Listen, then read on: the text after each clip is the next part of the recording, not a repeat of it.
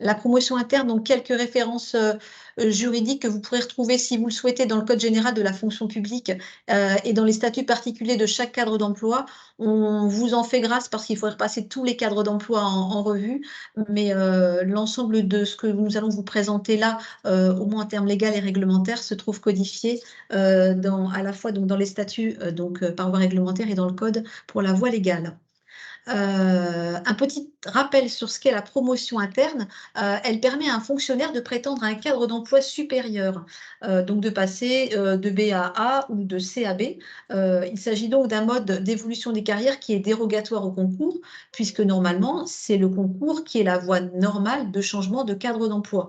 Pourquoi le concours? Rappelons-le, le principe, c'est l'égalité d'accès des candidats à la fonction publique et aux différents cadres d'emploi.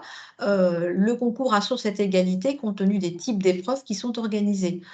Malgré cela, effectivement, un quota est autorisé au titre de la promotion interne qui permet de passer, encore une fois, d'un cadre d'emploi d'une catégorie à un autre cadre d'emploi d'une catégorie supérieure par une voie de sélection qui relève maintenant, on va le voir, du président du centre de gestion.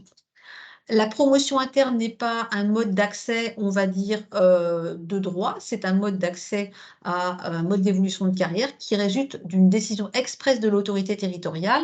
On n'a pas un droit à passer d'un cadre d'emploi à un autre cela relève en fait de la capacité que l'on a d'accomplir les missions du cadre d'emploi supérieur du souhait également, de la volonté de l'autorité territoriale de réaliser cette promotion. 2 modes d'accès pour la promotion interne, soit au choix, donc là il s'agit d'une sélection uniquement sur dossier, ou alors après examen professionnel. Et dans ce cadre-là, les lauréats de l'examen professionnel pour la promotion interne accèdent directement en fait à un grade supérieur dans le même cadre d'emploi. Ceci dit, l'examen professionnel qui n'est pas facile, hein, je pense à tous les examens professionnels, notamment pour la catégorie B et la catégorie A. Ces examens professionnels ne sont pas évidents et ce n'est pas le fait d'avoir l'examen professionnel qui vous donne une forme de priorité. Il vous apporte effectivement un bonus, on va dire, dans le dossier, mais en tant que tel, l'examen pro ne vous donne pas un accès de droit ou une priorité pour le choix au titre de la promotion interne. Précisons ceci dit que l'examen pro est valable à vie, donc tant qu'il n'a pas été valorisé, utilisé au titre de la promotion interne, il reste toujours valable. Vous avez sur les tableaux ci-dessous quelques exemples de la promotion interne, par exemple de l'échelle C3, donc de la catégorie C vers le premier grade de catégorie B, et on passe ainsi du cadre d'emploi des adjoints techniques à celui des techniciens, celui des adjoints administratifs à celui des rédacteurs, etc., etc.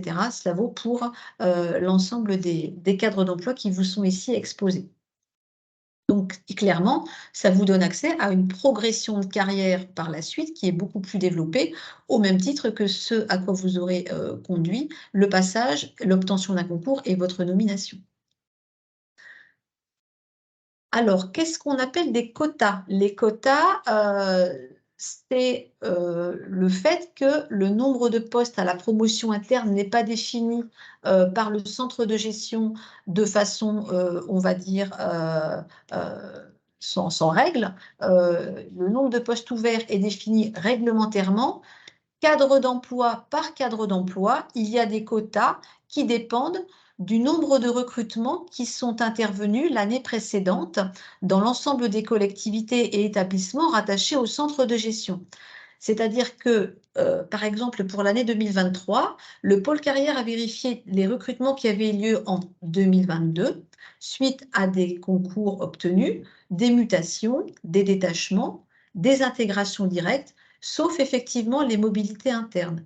Mais sinon, l'ensemble des recrutements qui ont eu lieu dans les collectivités au titre des motifs que je viens d'énumérer sont calculés cadre d'emploi par cadre d'emploi et ensuite on applique une proportionnalité qui nous donne le nombre de postes au titre de 2023. Ainsi, et pour la plupart des cadres d'emploi, s'il y a eu 3 recrutements sur l'année 2022, on aura droit à un recrutement par la promotion interne pour 2023. C'est-à-dire que, par exemple, si nous avons eu l'année dernière 2 intégrations suite à concours pour un rédacteur et l'arrivée d'un rédacteur par voie de mutation, ça fait 3 rédacteurs nommés sur le périmètre départemental du centre de gestion. On est bien sur l'intégralité des collectivités affiliées, 3 recrutements. Ça nous fera un poste en 2023 au titre de la promotion interne. Ce qui vous explique, et vous le verrez tout à l'heure avec le tableau, le nombre qui peut être assez faible de recrutement au titre de postes, en tout cas ouverts, au titre de la promotion interne. Il faut qu'il y ait des arrivées extérieures pour que cela donne droit à des postes au titre de la promotion interne. Et chaque année, donc, le nombre de postes est calculé par le pôle carrière au centre de gestion. Alors, un tableau que vous avez peut-être déjà consulté en ligne et qui vous définit cette année le nombre de postes ouverts pour la promotion interne 2023. Nous avons matérialisé avec une étoile devant le tableau les nombres de postes. Il y a un poste d'attaché au titre de la promotion interne cette année, un poste d'ingénieur, un poste de conseiller territorial des activités physiques et sportives, un poste de rédacteur, deux postes pardon, de rédacteur, que ce soit rédacteur ou rédacteur principal de deuxième classe pour ceux qui auront eu l'examen professionnel. Donc, c'est bien 2 postes pour la totalité du cadre d'emploi. Il y a un poste pour le cadre d'emploi des techniciens, donc qui permettra de proposer un technicien ou un technicien principal de deuxième classe. Il y a un poste d'éducateur des activités physiques et sportives sur examen professionnel. Et il y a pour la catégorie C une particularité sur agent de maîtrise. Il n'y a pas de quota pour les agents qui sont proposés au choix. Et pour les agents sur examen professionnel, il y a un quota, mais il est tellement large, en fait, puisqu'il permet d'arriver aujourd'hui en cumulé à 47 postes, qu'on peut clairement dire qu'il n'y a pas de limite par rapport au nombre de propositions que nous avons chaque année. Donc voilà pour le nombre de postes cette année qui seront accessibles par la voie de la promotion interne. Cela veut dire que pour tous les autres cadres d'emploi, vous n'aurez pas la possibilité effectivement de demander une nomination. Comment fait-on le choix pour la promotion interne qui est ce qui s'appelle au choix, c'est-à-dire sur dossier sans examen professionnel? C'est le président du centre de gestion qui choisit les fonctionnaires qui peuvent être promus parmi l'ensemble de ceux qui remplissent les conditions qui sont fixées par le statut particulier du cadre d'emploi d'accueil. Bien souvent, donc, des conditions d'ancienneté dans le grade, dans la fonction publique, qui conditionnent effectivement cette possibilité d'être proposée. Sachant que la promotion n'est pas au choix, mais sans règle, le choix est fait en fonction de la valeur professionnelle de la candidature de l'agent, ses acquis de l'expérience, tels qu'ils sont définis par les lignes directrices de gestion qui ont été arrêtées par le président du centre de gestion. Comme dans vos collectivités, il y a eu des lignes directrices de gestion définies pour la promotion interne qui précisent des critères sur lesquels je vais revenir, qui sont ceux en fonction desquels le dossier que vous allez nous présenter vont être notés de façon peut-être un peu scolaire, mais de façon extrêmement identique d'un dossier à l'autre. Et c'est l'objectif de ces lignes directrices de gestion pour la promotion interne, c'est de définir des critères qui ne soient pas subjectifs, mais le plus objectivé possible.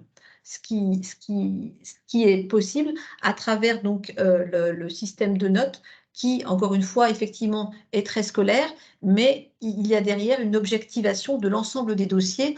Rappelons que suivant les années, on a entre 80 et 120 dossiers pour un nombre de postes, hein, vous avez vu sur la slide précédente, qui n'est pas extrêmement important. Et le cadre d'emploi, on va dire, qui remporte le plus grand nombre de dossiers, c'est celui de rédacteur. Et on a régulièrement 60 dossiers pour 1 ou 2 postes. Donc, c'est extrêmement compliqué pour nous de faire un choix, et ce système effectivement d'évaluation avec une notation sur des critères précis permet effectivement une classification des dossiers, ce qui n'empêche pas effectivement le choix souverain du président, mais le président du centre de gestion s'est donné pour règle effectivement de retenir ce mode de sélection. Sur examen professionnel, les critères sont les mêmes, mais effectivement, les agents ayant passé l'examen professionnel, d'une part, ils peuvent accéder au cadre d'emploi supérieur, mais également au grade supérieur par rapport à la promotion au choix. Comme je vous l'ai dit tout à l'heure, ça ne garantit pas de priorité à la promotion interne que d'avoir cet examen. Par contre, ça rapporte des points qui valorisent le dossier, compte tenu effectivement de l'effort du candidat à passer l'examen professionnel qui, je le souligne, n'est pas évident, quelle que soit la catégorie. À partir de quelle date examine-t-on les conditions réglementaires? L'agent qui est proposé à la promotion interne par son autorité territoriale doit remplir les conditions au 1er janvier de l'année en cours, au cours, pardon, de laquelle intervient la promotion. Ça veut dire, par exemple, que pour tous les candidats qui seront proposés pour 2023 et qui auraient eu un examen professionnel, quel qu'il soit, pour 2023, ils ne pourront pas être enfin, le dossier ne pourra pas être examiné puisque les conditions ne seront pas remplies au 1er janvier.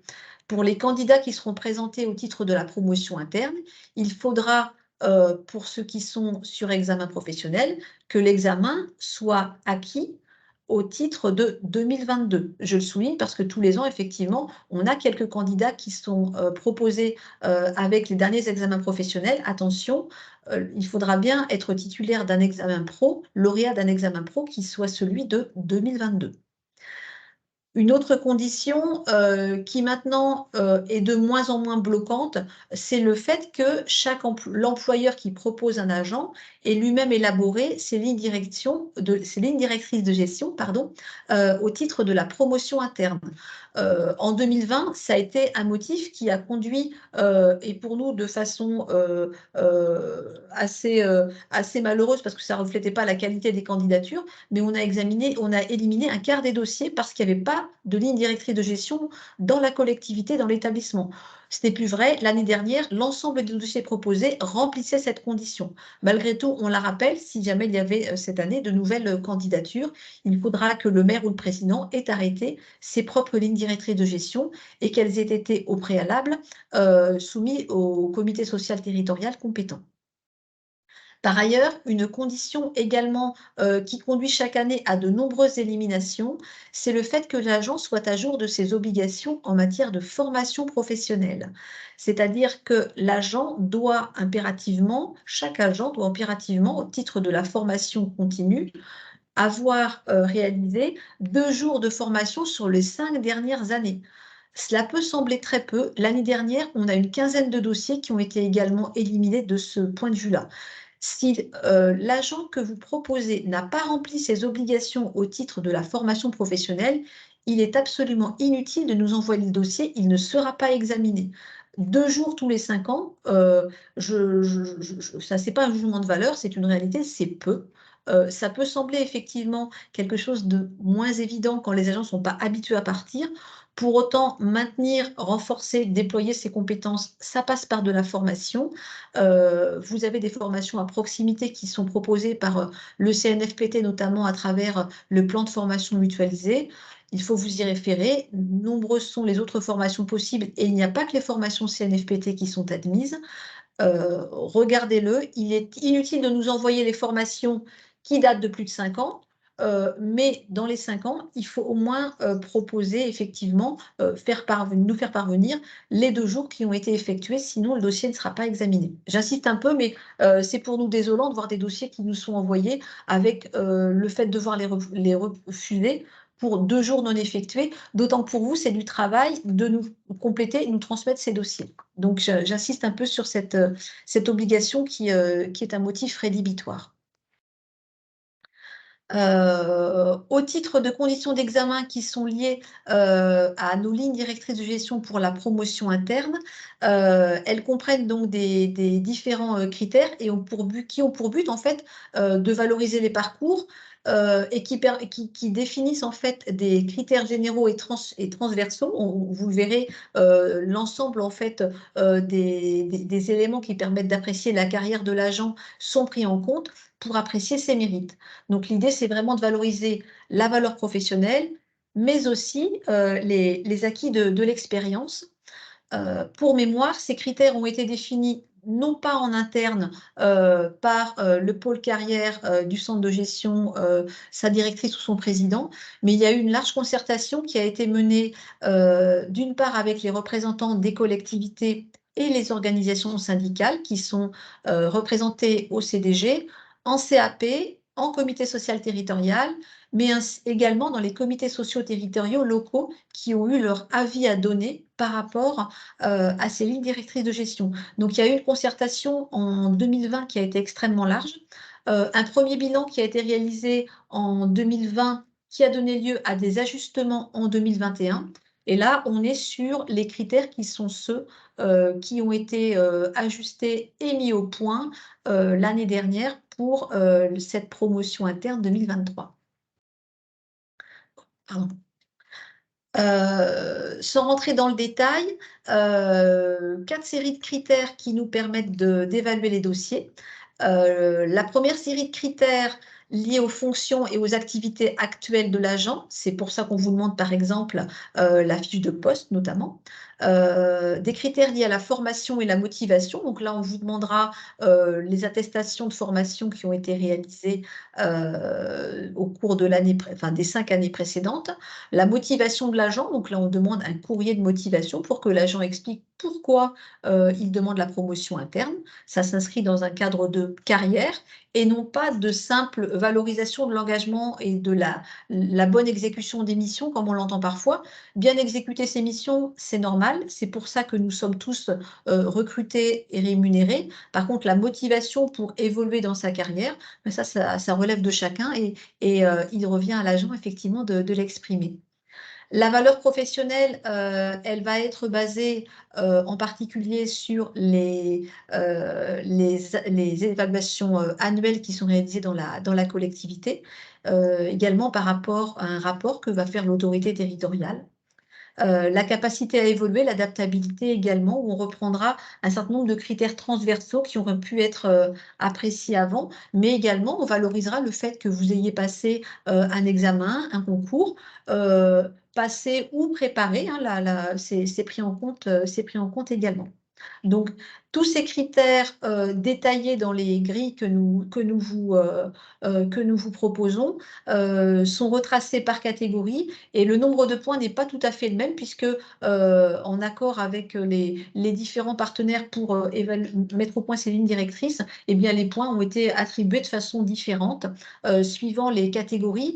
Et le nombre qui peut vous sembler parfois un peu étonnant, pourquoi 138 et pas un compte rond? C'est parce que comme il y a eu des ajustements, sur les années, ultérieures à la mise en œuvre, eh bien on a été amené effectivement à ajuster le nombre de points. Donc c'est simplement ça qui fait le total, qui peut sembler effectivement ne pas être un compte, un compte rond, pardon.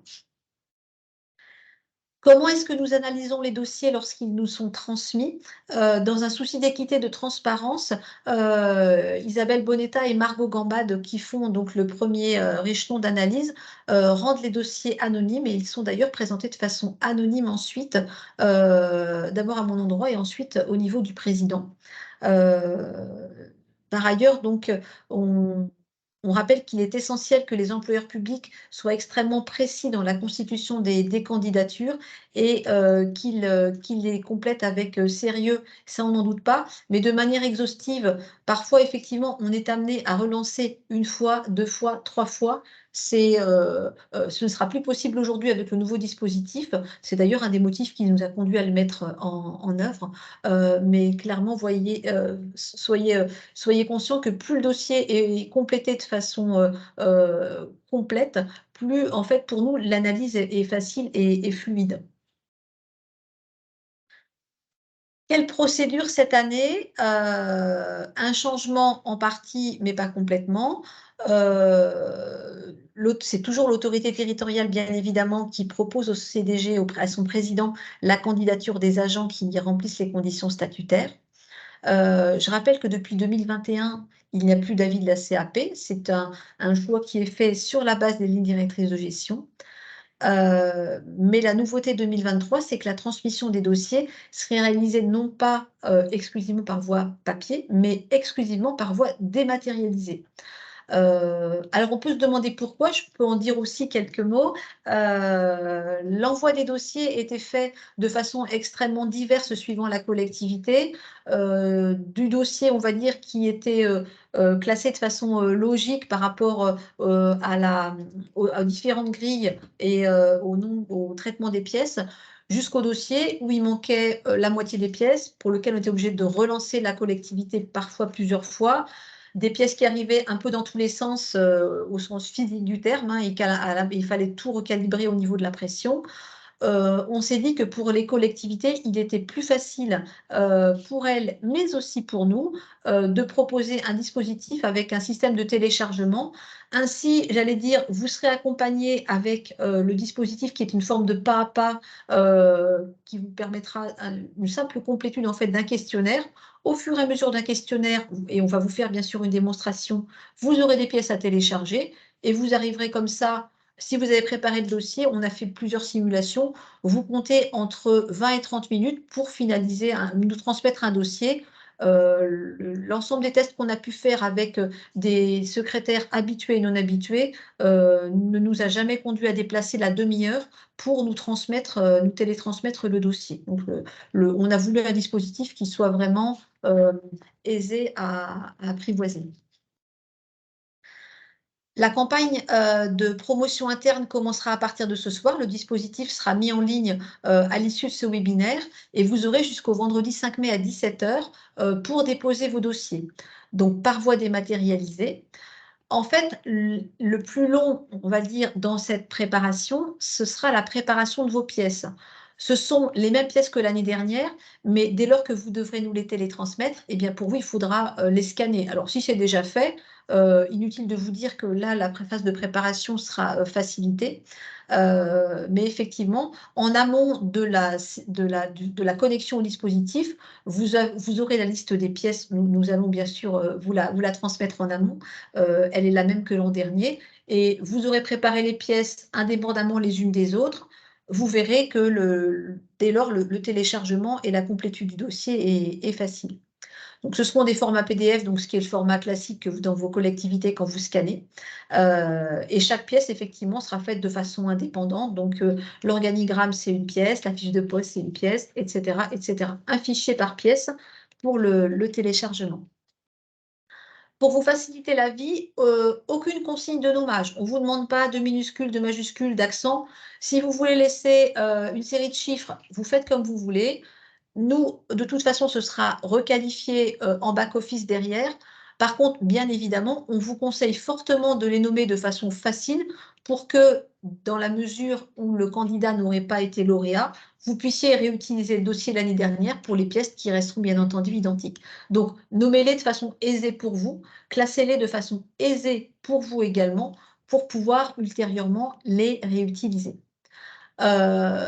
Saisine en ligne, ça ne veut pas dire bien évidemment qu'on ne vous accompagne plus. Vous pourrez toujours solliciter Isabelle Bonetta et Margot Gambade sur la mise en œuvre de l'évolution des carrières de vos agents. Par exemple, on peut bien évidemment et sur demande vous transmettre une liste des agents qui remplissent les conditions de la promo interne si vous nous la demandez par courriel. Alors, je mets tout de suite non pas un modérato, mais juste un point d'attention. Le document qu'on vous transmet, il est en l'état actuel de ce que nous connaissons de vos dossiers individuels. J'en profite pour vous rappeler que toute pièce relative à la carrière d'un agent, alors ici un agent titulaire, mais également les agents contractuels, toutes ces pièces doivent nous être transmises au fur et à mesure de leur signature et de leur notification. Si vous vous posez la question de savoir si vous devez nous transmettre une pièce ou pas, ne vous la posez pas, transmettez. on a énormément de dossiers qui ne sont pas complets parce qu'en fait, vous oubliez, vous ne savez peut-être pas d'ailleurs que vous devez nous transmettre ces dossiers.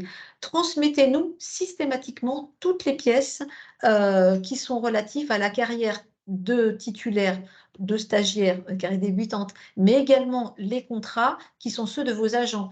Pourquoi les contrats? Je fais une digression, mais c'est l'occasion puisqu'on a près d'une quarantaine de personnes en ligne. Pourquoi les contrats? Parce que le jour où l'agent il est stagiairisé, de toute façon, on vous demandera ces contrats. Donc, faites-le dès le départ.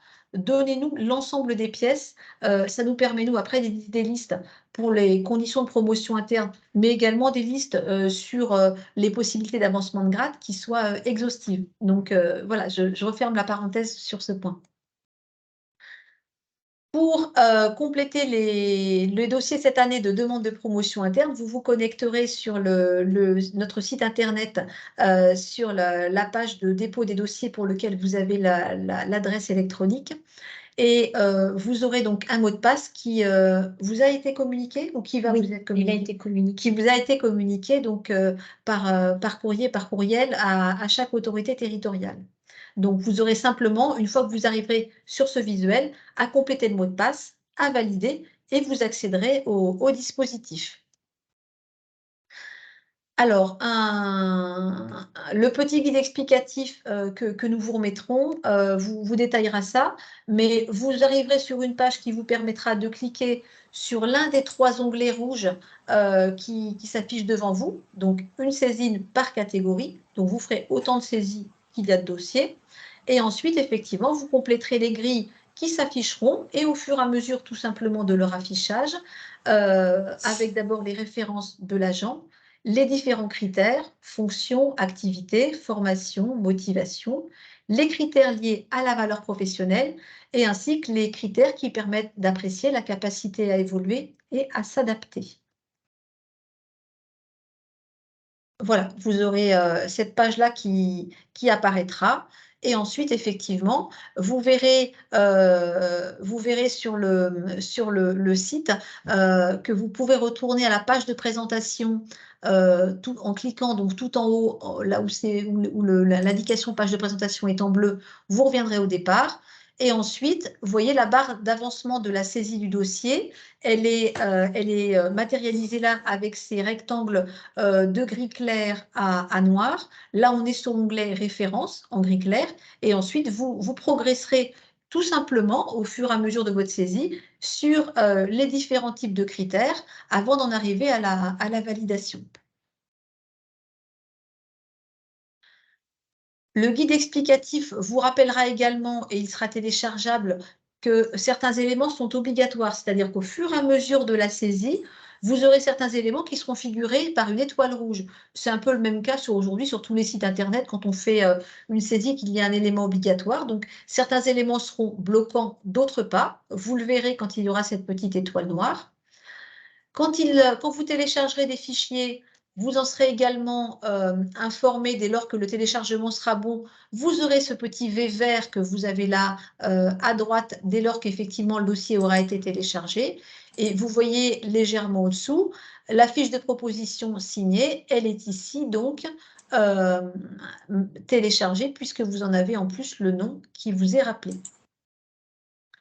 Sur certaines questions, vous aurez non pas un, mais plusieurs documents. Dans ce cas, les documents qui seront téléchargés, vous en avez là 3 par exemple.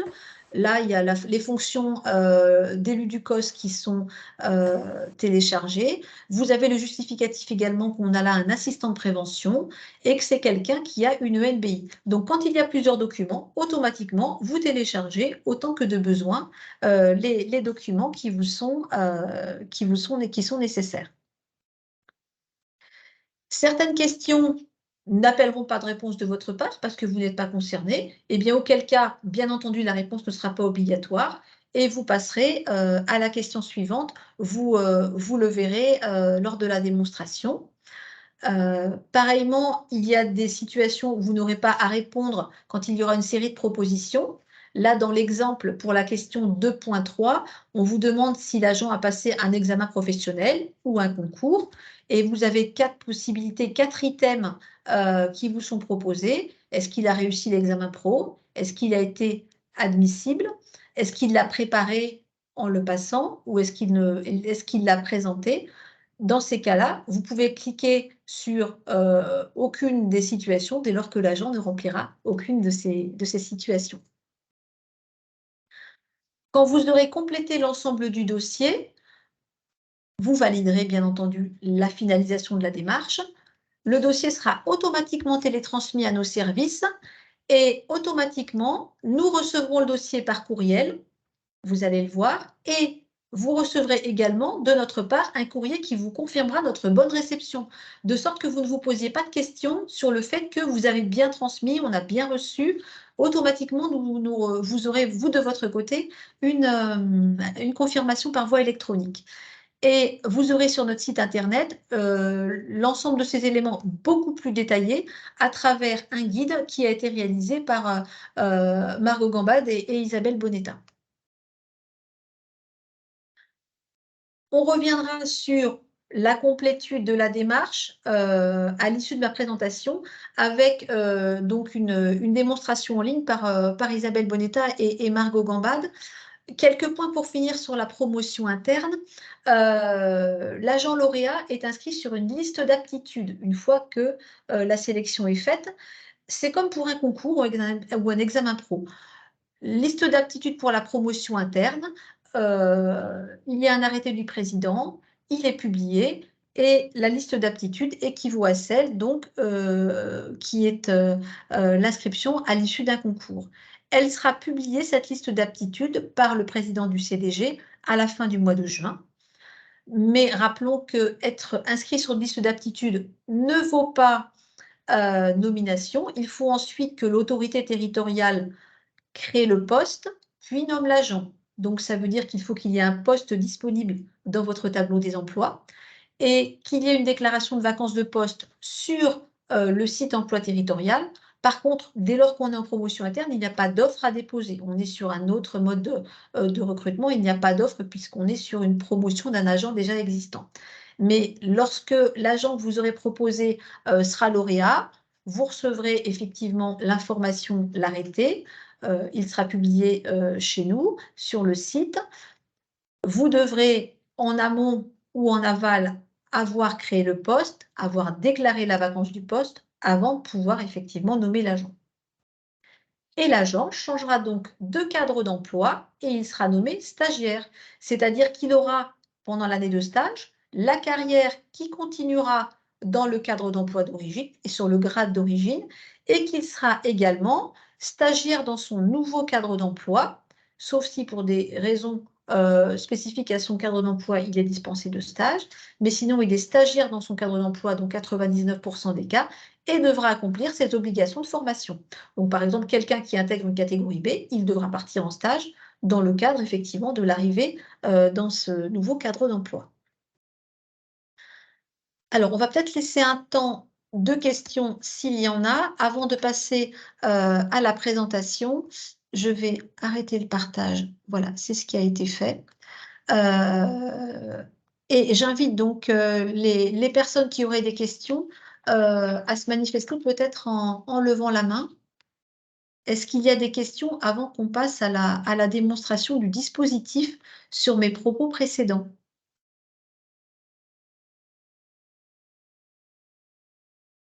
Ne me faites pas croire que j'ai été très claire. Il n'y a pas de questions du tout? Même par chat? Est-ce qu'il y a des questions sur le chat, Margot? Non. Pas de questions sur le chat? Pas de questions des participants? Bon, eh ben, on va passer à la démonstration. Donc là, je vais céder ma place à Margot et Isabelle pour la présentation.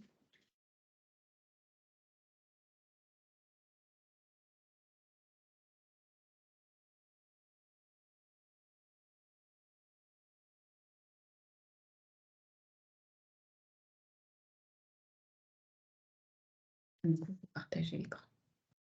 Alors, comment on fait ça? Vous voulez une question? Une question. Alors, il y a une question de quelqu'un qui dit: je n'ai pas reçu mes identifiants. Je pense que c'est l'identifiant de connexion à la promotion sur le. C'est le mot de passe. C'est le mot de passe.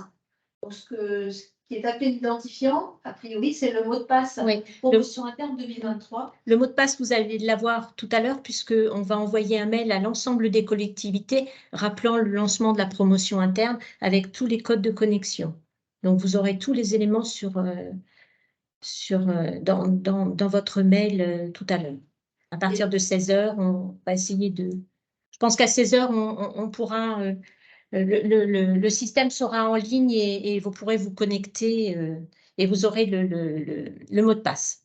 Et Madame Bardin demande quelle est la période des 5 ans de formation? Est-ce que c'est bien 2018 à 2022? C'est ça, c'est du 1er janvier 2018 au 31 décembre 2022. Et ce sont des formations de professionnalisation, hein. Faites attention, ne mettez pas les formations de tremplin, parce que les formations de tremplin ne sont pas prises en compte dans les formations de professionnalisation.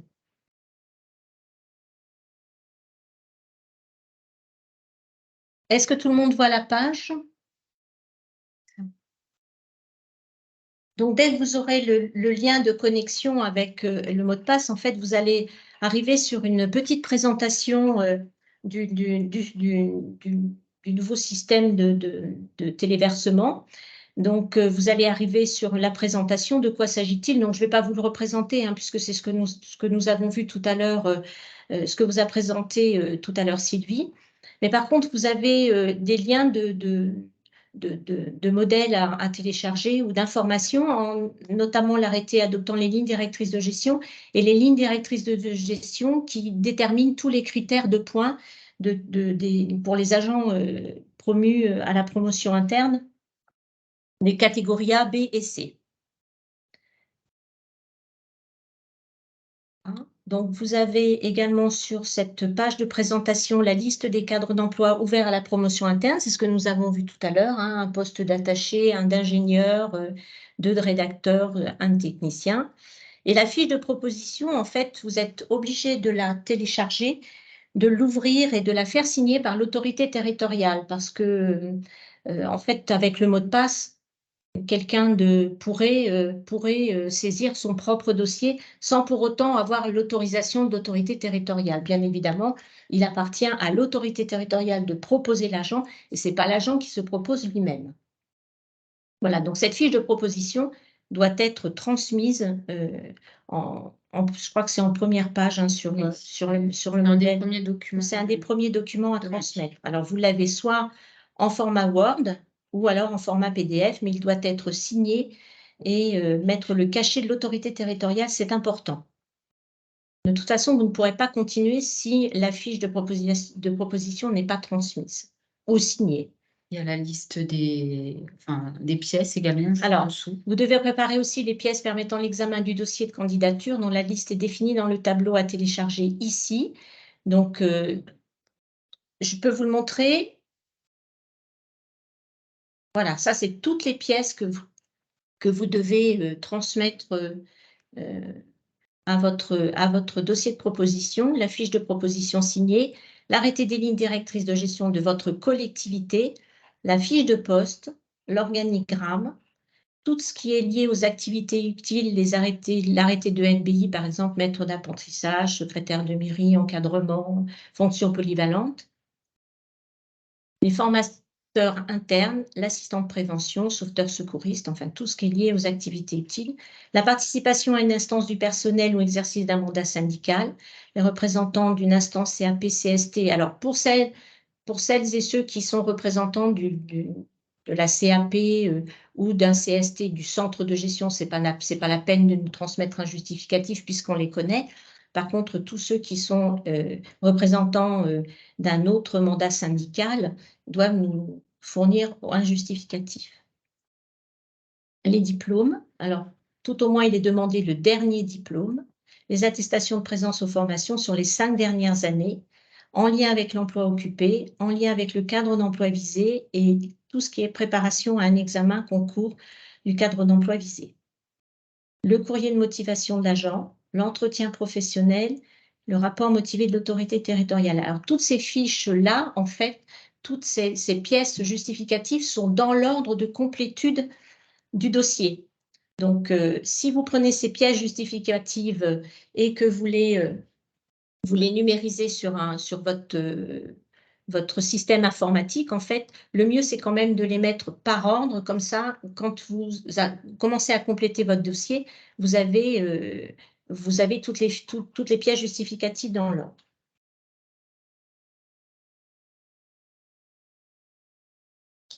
Alors, le dépôt de candidature est réalisé par agent, donc un candidat, une candidature, un agent.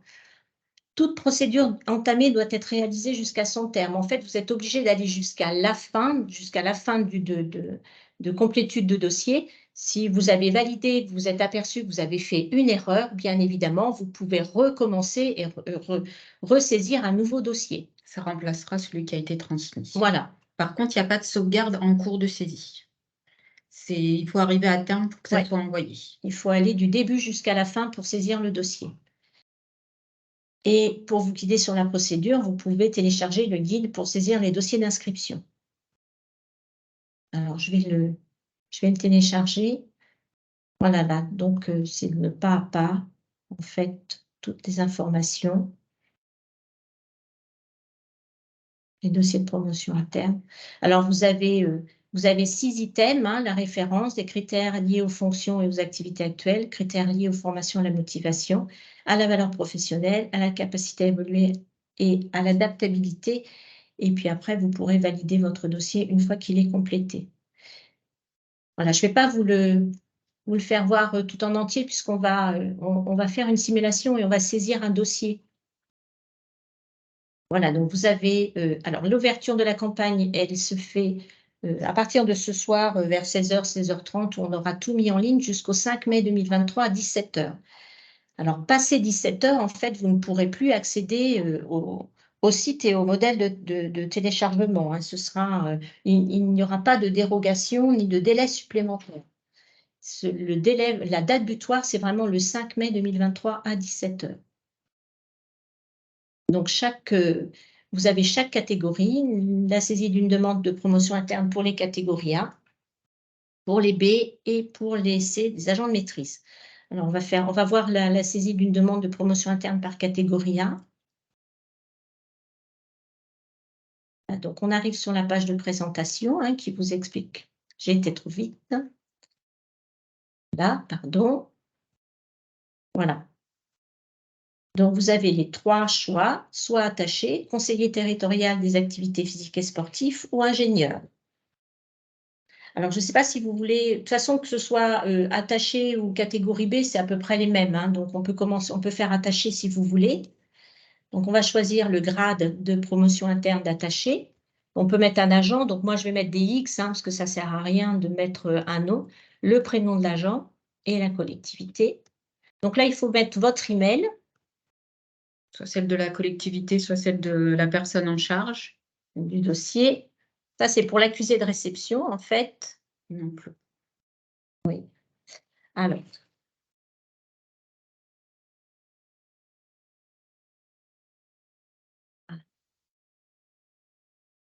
On peut mettre le prénom. Non, je ne sais pas, parce qu'il n'y a pas le numéro. Il y a le. Hop.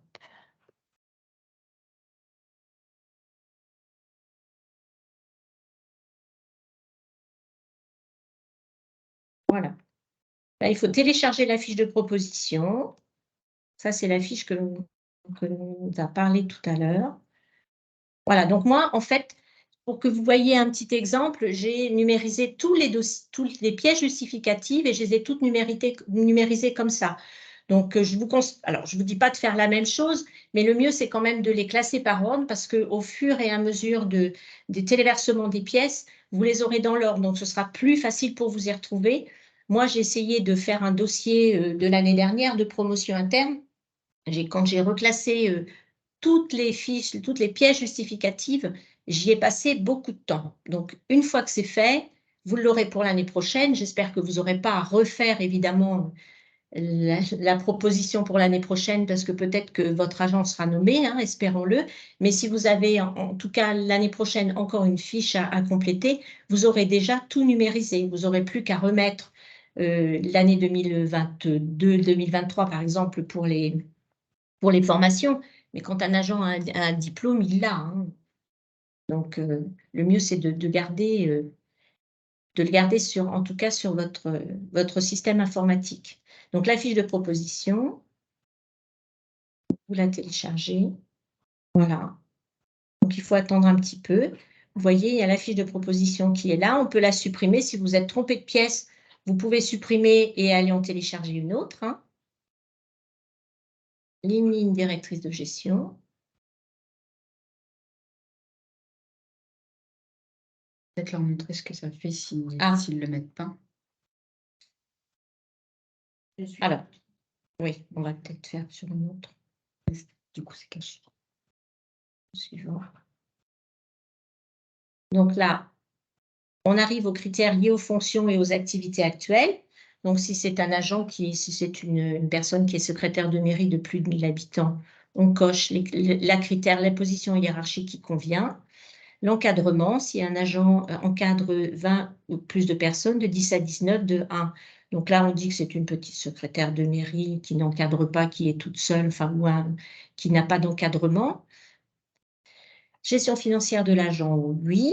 Le type de mission, alors sur la base de la fiche de poste, donc on télécharge la fiche de poste qui a été enregistrée auparavant.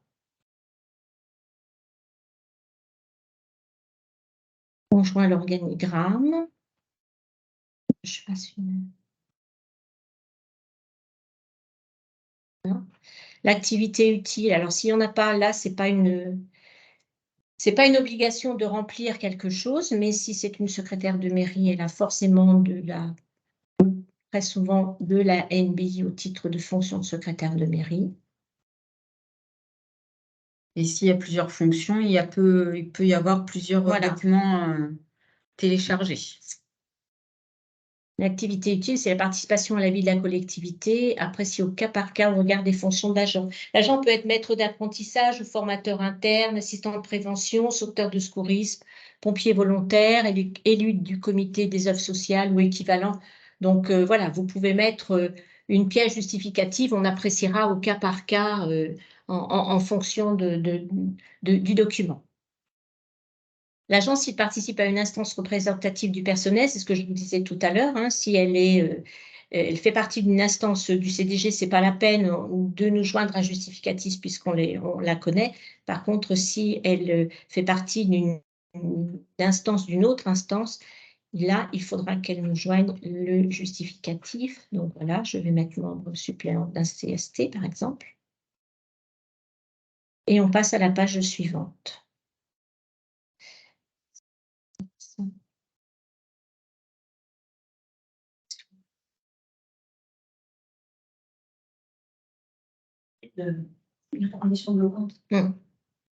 Alors, les diplômes. Donc, l'agent n'a pas de... Oui, mais là, si je mets je ne dispose d'aucun diplôme, il n'y a pas de point. Et de mettre une réponse. Ah oui, d'accord. Donc là, je vais faire exprès d'oublier de mettre une réponse. L'agent a-t-il effectué au moins 2 jours de formation au cours du 1er janvier 2018 au 31 décembre 2022? Donc, si on répond non, en fait, là, ce sera bloquant. Vous ne pourrez pas aller... En bas, il n'y aura pas le bouton suivant. Voilà, en fait. en bas, vous ne pourrez pas aller... Il faut au moins 2 jours de formation. Il faut au moins télécharger au moins 2 jours de formation. Donc, si vous répondez non, on ne pourra pas aller plus loin. Examen professionnel ou concours présenté passé. Donc là, on ne va rien remplir et on va faire... On ne peut pas. Et là, on ne peut pas. Vous voyez, il faut mettre au moins 2 rubriques, 2 jours de formation. Et là, on joint les justificatifs. Par année de formation. Il faut... Voilà. Donc, moi, je les avais classés comme ça. Après, vous faites comme vous voulez. Nous, de toute façon, ils seront renommés. Vous n'êtes pas obligé de les nommer, hein. Et on peut les voir qui apparaissent les uns en dessous des autres pour l'année 2018. En 2019. Vous avez 2018 à 2022. 2019, un jour. Voilà, 2020. Et vous n'êtes pas obligé de tout remplir. C'est juste les années où il y aura une formation qu'il faudra compléter. Examen professionnel. Voilà, donc là, en fait, l'agent a fait la prépa au concours. Donc, on peut choisir si l'agent a fait une préparation ou pas. Examen. concours. Voilà, passer l'examen. Donc là, on peut joindre un justificatif. J'ai oublié de faire quelque chose. C'est normal. Oui. Et la motivation du fonctionnaire, il faut joindre le courrier de motivation de l'agent.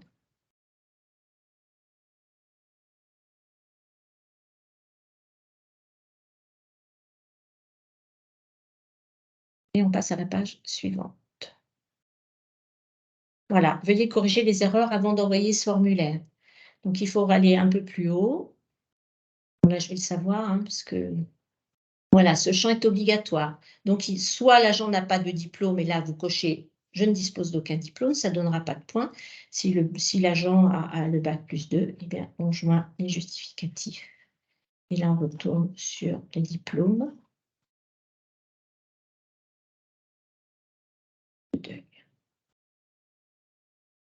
Donc, on a tout complété.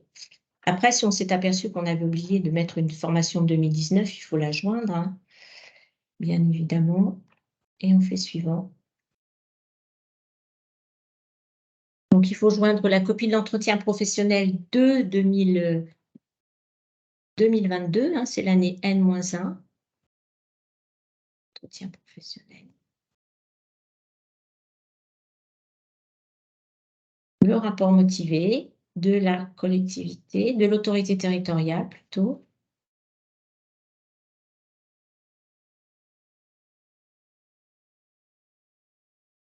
L'ordre de priorité, si vous avez plusieurs agents qui sont présentés au titre de la même promotion interne, c'est-à-dire au grade d'attaché, il faut obligatoirement mettre une priorité. Si vous avez 2 agents, il y aura une priorité 1, une priorité 2. Si l'agent est tout seul, il n'y a pas de priorité, c'est un seul agent.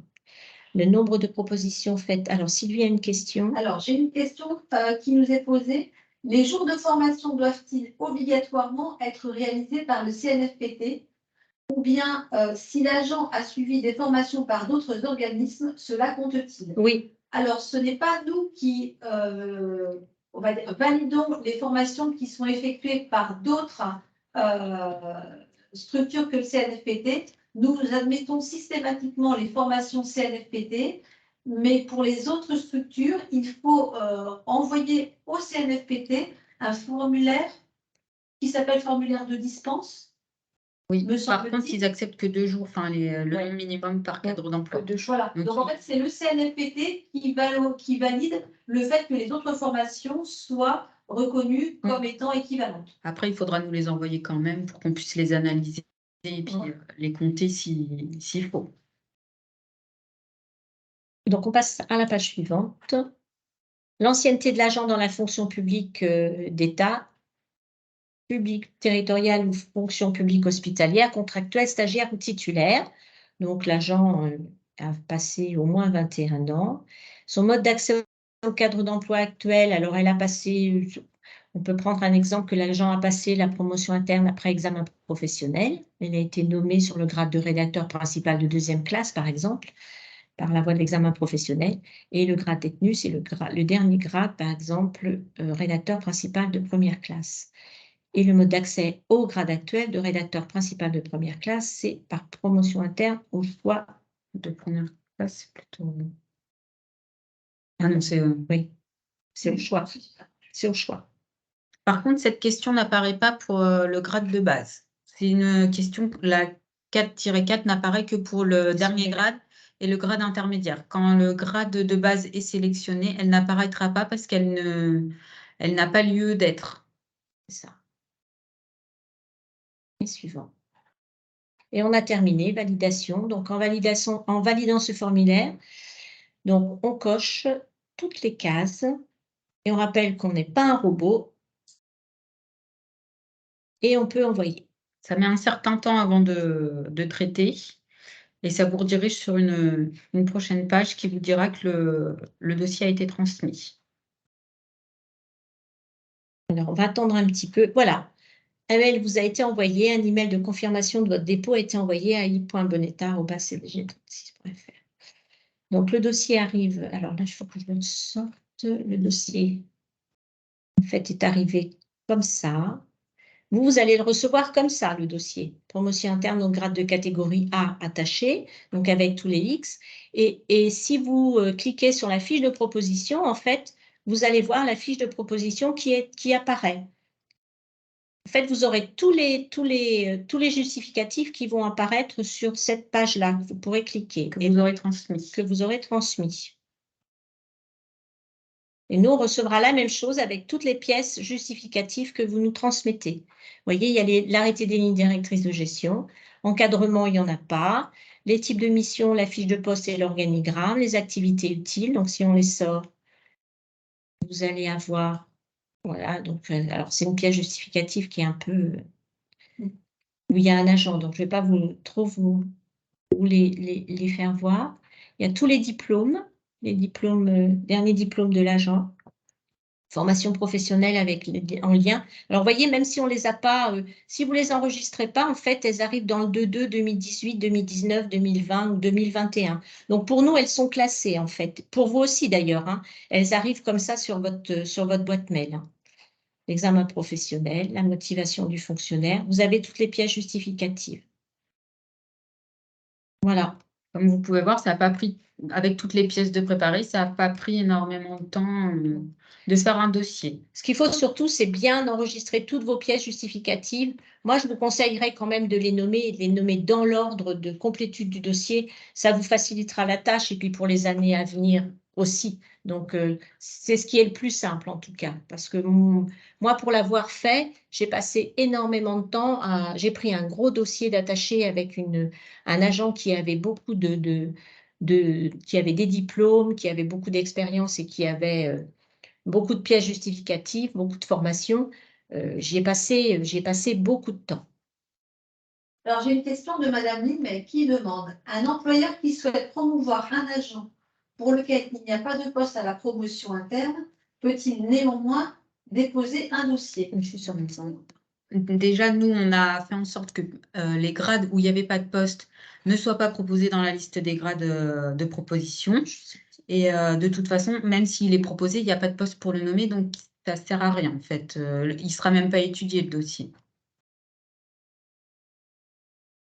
Une autre question, Madame Bardin. Concernant l'organigramme, est-ce que c'est un organigramme global ou un organigramme détaillé avec les noms et les services? C'est plus un... Là, vous avez beaucoup de services, c'est vrai, à la CDC Brenval de Creuse. En tout cas, si c'est un agent qui est proposé à la promotion interne, ça veut dire quand même qu'il aurait un poste à responsabilité. Donc, il faudrait quand même indiquer tout au moins ses missions, ses fonctions. C'est-à-dire que l'organigramme, il doit nous permettre de comprendre dans quel service travaille l'agent. Voilà. Donc, on ne demande pas tous les noms de tous les agents. On a juste besoin d'un organigramme qui nous permette de situer où travaille l'agent, de façon à ce qu'on puisse vérifier, par exemple, si c'est un agent pour lequel vous nous dites qu'il y a 30 personnes encadrées, bah, il faut bien qu'on voit qu'il a des services qui sont effectivement sous sa responsabilité. Donc, on n'a pas d'organigramme type à vous proposer, ça dépend de chacun.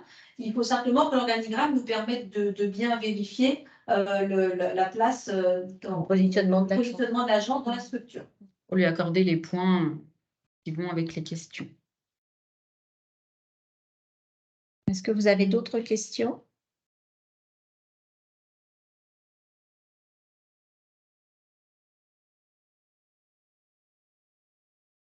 Non? On va mettre ce système en ligne tout à l'heure, d'ici une petite heure. En tout cas, n'hésitez pas à nous appeler, mais à nous envoyer un mail si vous avez des problèmes de connexion ou si vous avez perdu le mot de passe. Hein. On est là pour vous accompagner. Vous allez recevoir un courriel avec à nouveau le mot de passe. Vous allez recevoir avec un courriel avec le mot de passe et tous les liens qui se rapportent au dossier de promotion interne. Et puis nous, on va mettre également sur le diaporama du site internet une image et puis qui vous redirigera vers la page.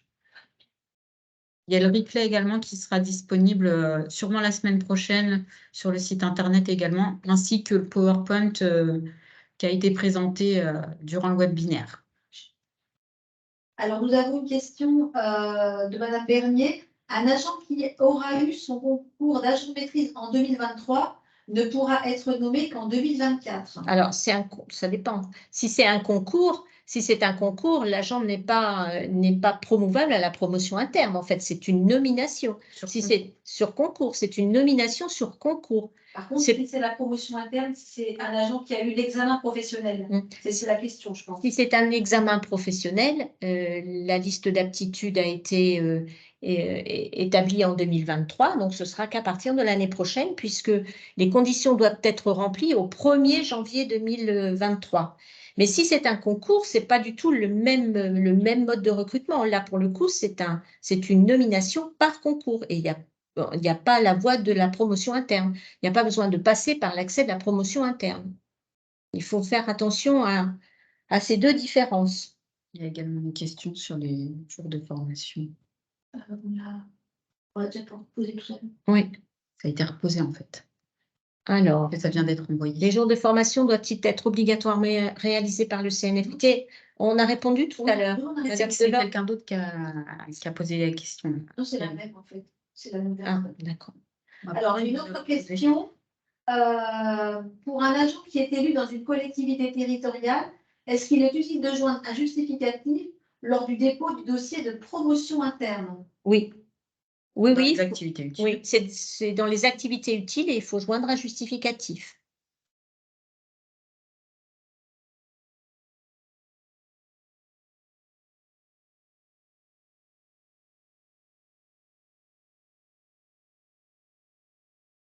D'autres questions?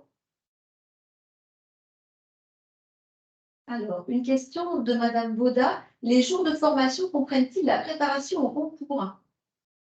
Non, parce que c'est des formations tremplin. Alors, il faut faire attention sur les attestations de formation. Il y a marqué soit formation tremplin qui compte pour la préparation à l'accès au cadre d'emploi. Mais par contre, si ce n'est pas une formation de professionnalisation, ça ne compte pas pour les jours de formation de 2018 à 2022. Il faut bien faire attention. Le mieux, c'est quand même de s'inscrire plutôt que de s'inscrire sur des formations tremplin. Il vaut mieux s'inscrire sur une formation de professionnalisation. Pour voir en fait sur quel type de formation il a été pris au titre du CNFPT. Par contre, est-ce que les jours de formation prépa-concours, qui ne sont pas tremplin mais qui sont des prépa-concours, comptent par exemple pour valoriser l'adaptabilité de l'agent? Tout à fait. Si c'est professionnalisation. Tout à fait. Voilà. Une question, peut-on revenir sur un dossier déjà transmis pour le compléter avant la date du 5 mai? Non, tout dossier doit être complété déjà d'une traite, du début à la fin. Et s'il y a un problème dans la saisie, s'il y a un oubli ou une erreur, il faut ressaisir le dossier. Nous, on prendra le dernier dossier transmis pour l'agent, en fait. On supprimera on remplacera celui qui a été envoyé précédemment par le nouvellement transmis. Mais il n'est pas possible, il n'y a pas de sauvegarde, en fait.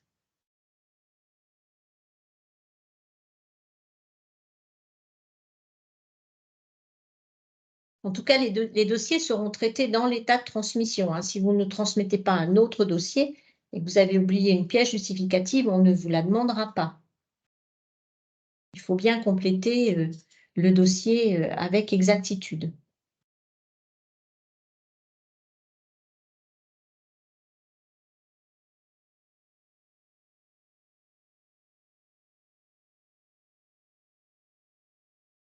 Est-ce que vous avez d'autres questions?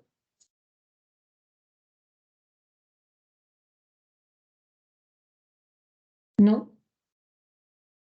Je crois qu'on peut...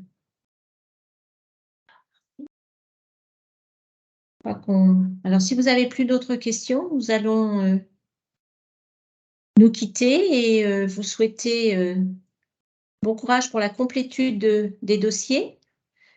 En cas de problème, vous pouvez nous appeler, nous envoyer un message et un mail et on vous rappellera dans les meilleurs délais. On vous remercie. À très bientôt. Merci. Au revoir. Au revoir.